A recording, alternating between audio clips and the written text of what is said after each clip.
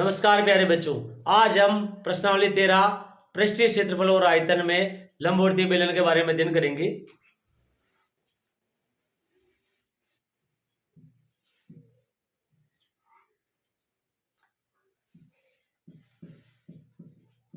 लंबवर्तीय बेलन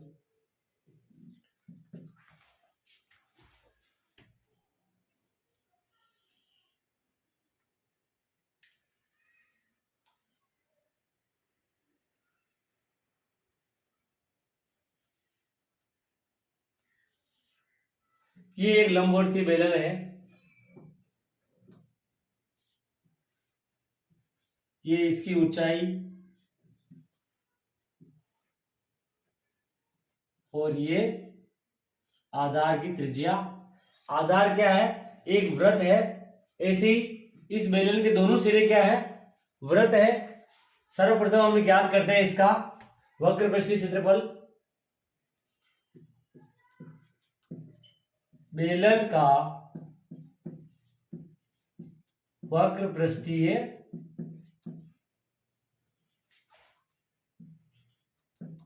क्षेत्रफल।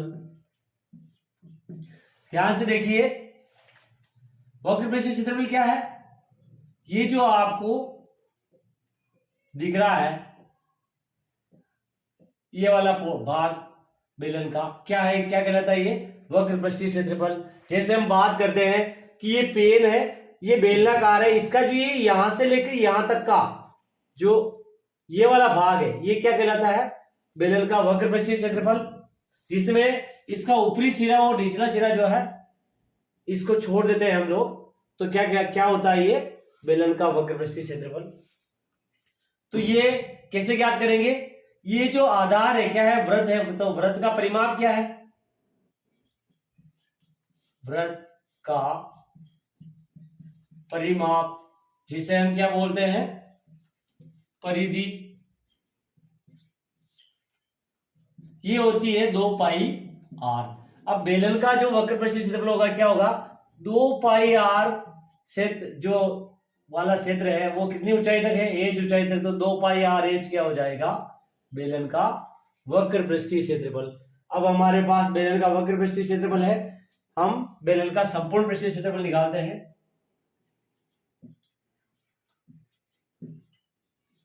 बेलन का संपूर्ण पृष्ठीय क्षेत्रफल। ध्यान से देखिए, हमारे पास वक्र पृष्ठीय क्षेत्रफल है ये 2 पाई आर एच, यहां से लेके यहां तक का। अब निचला सिरा क्या है? एक वृत्त है, तो वृत्त का क्षेत्रफल क्या होता है?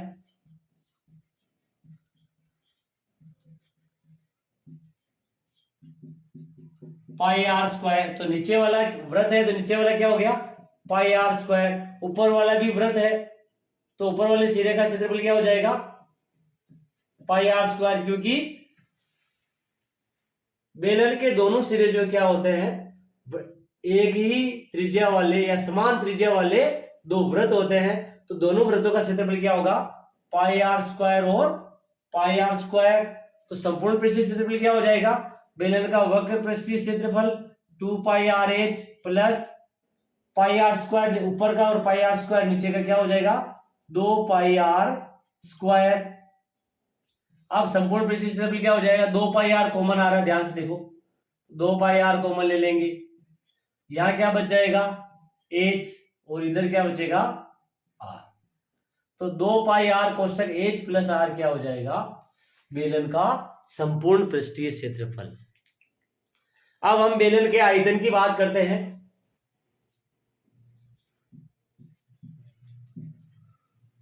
बेलन का आयतन। बेलन का आयतन क्या होता है? मैंने कहा था कि आयतन क्या होता है? किसी बर्तन में हम कोई चीज कितना भर सकते हैं। अभी ये बेलनाकार बर्तन मान लेते हैं अगर इसको, तो इसमें अपन कितना भर सकते हैं कोई चीज? इस वृत्ताकार क्षेत्र को एच ऊंचाई तक भर सकते हैं। तो वृत्ताकार क्षेत्र क्या है इसका? पाई आर स्क्वायर, और इसको एच ऊंचाई तक पढ़ सकते हैं, मतलब पाई आर स्क्वायर एच क्या हो जाएगा, बेलन का आयतन। तो ये तो हो गई बेलन के बारे में संपूर्ण जानकारी, जिसको हम लंबवर्तीय बेलन बोलते हैं, क्योंकि इसका जो आधार वृत्त है, और ऐसी वृत्ताकार अगर हम कागज के गत्ते की छोटे छोटे वृत्ताकार टुकड़े काटे समान त्रिज्या वाले, और एक के ऊपर एक रखते जाएं लंबवत, तो क्या बनेगा, एक बेलन बनेगा। तो वो जो बेलन होगा वो क्या होगा, लंबवर्तीय बेलन होगा, इसलिए इसको हम लंबवर्तीय बेलन बोलते हैं। अब हम प्रश्नावली 13.2 का सवाल नंबर 1 हल करेंगे। सवाल नंबर 1 है, ऊंचाई 14 सेंटीमीटर वाले एक लंबवर्तीय बेलन का वक्र पृष्ठीय क्षेत्रफल 88 सेंटीमीटर स्क्वायर है, बेलन के आधार का व्यास ज्ञात कीजिए। तो ये तो है लंबवर्तीय बेलन,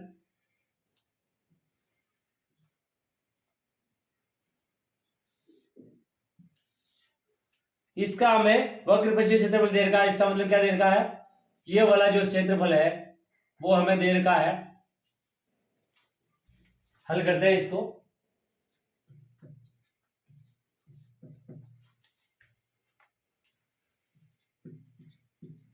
दिया है ऊंचाई कितनी दे रखी है,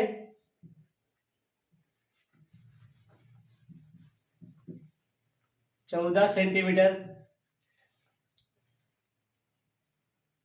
त्रिज्या हमारे को निकालनी है, और फिर क्या निकालना है, व्यास।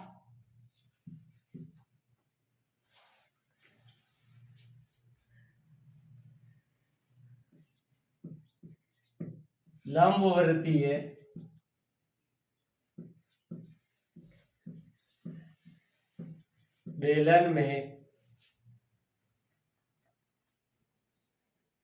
बेलन में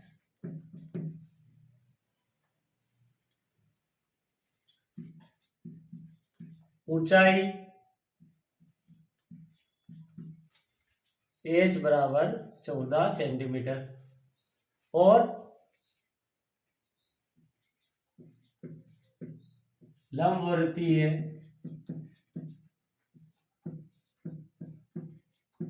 बेलन का वक्र पृष्ठीय क्षेत्रफल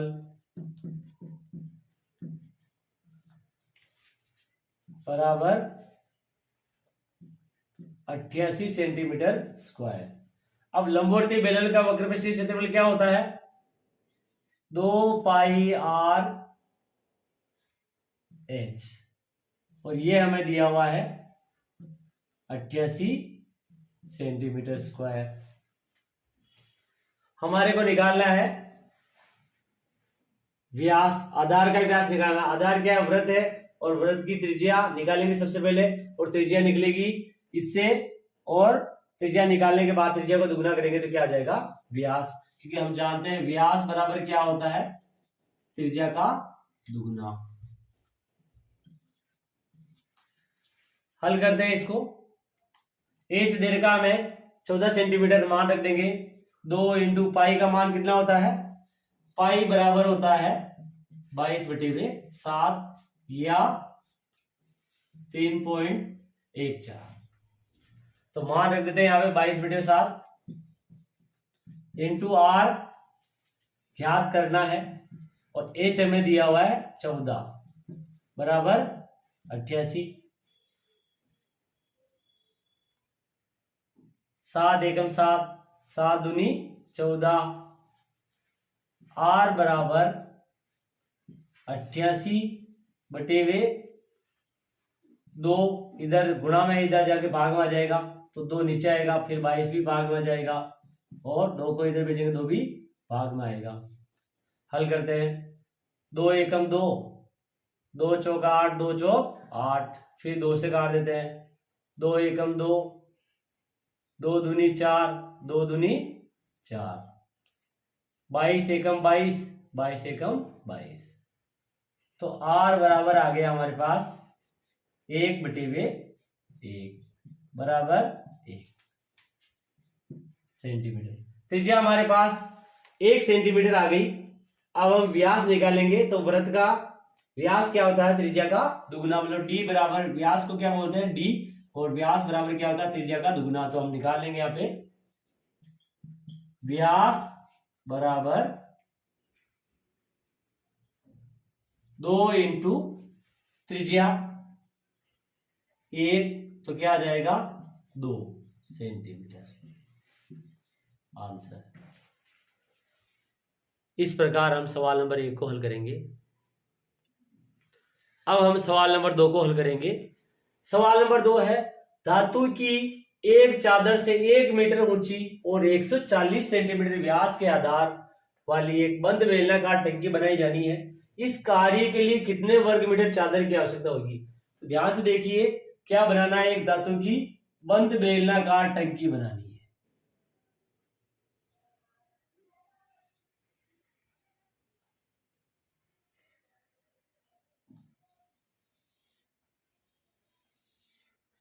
ये बंद बेलनाकार टंकी है जिसकी ऊंचाई दे रखी है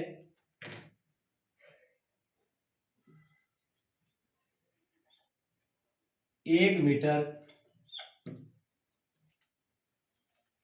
हमें इसका व्यास सेंटीमीटर में दिया, और इसको सेंटीमीटर बदल देते हैं तो क्या आ जाएगा?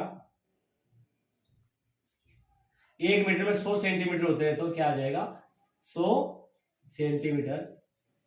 आधार का व्यास दे रखा है 140 सेंटीमीटर। त्रिज्या निकाल लेंगे तो व्यास की जो आधी क्या होती है?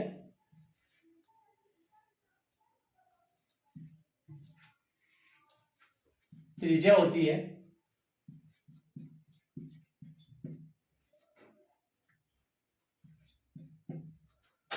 तो व्यास हमारे पास 140 सेंटीमीटर,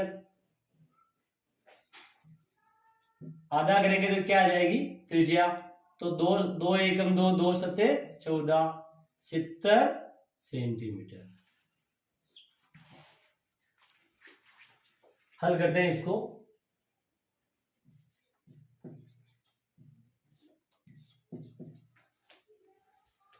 चादर की माप निकालनी है हमें। इसमें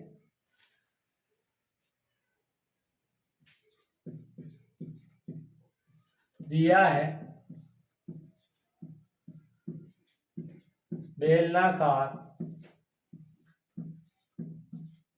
बंद टंकी की, बेलनाकार बंद टंकी में ऊंचाई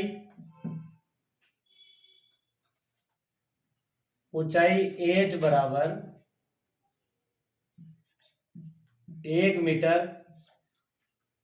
बराबर 100 सेंटीमीटर।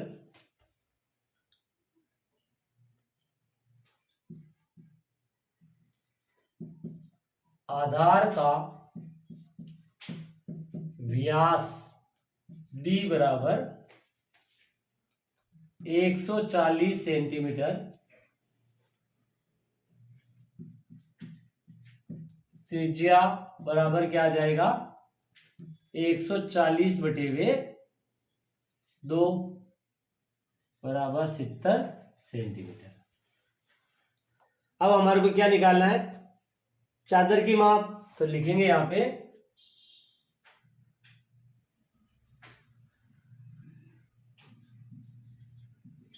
टंकी बनाने में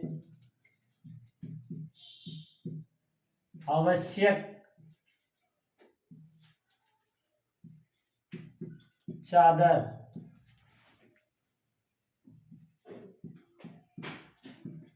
बेलन का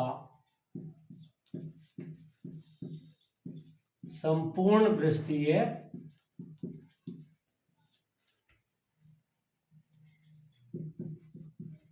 क्षेत्रफल। देखिए ध्यान से, टंकी बंद बनानी है तो ऊपर जो भी, ऊपर भी ढक्कन लगेगा, नीचे भी ढक्कन लगेगा और पूरी पैक रहेगी, और बेलनाकार टंकी बनेगी तो बेलन का संपूर्ण पृष्ठीय क्षेत्रफल आएगा इसमें। तो क्या होता है बेलन का संपूर्ण पृष्ठीय क्षेत्रफल? 2 पाई r कोष्टक h प्लस अब हम मान रखेंगे 2 इंटू पाई का मान 22/7 into R 70 centimetre 70 H 100 plus R 70। हल करते हैं आगे। 7 एकम 7 0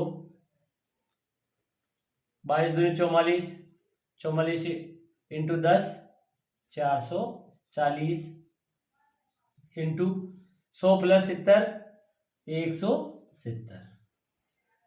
गुणा कर लेते हैं इसका। 170 440 0 0 4 7 28 का 8 4 एकम 4 2 6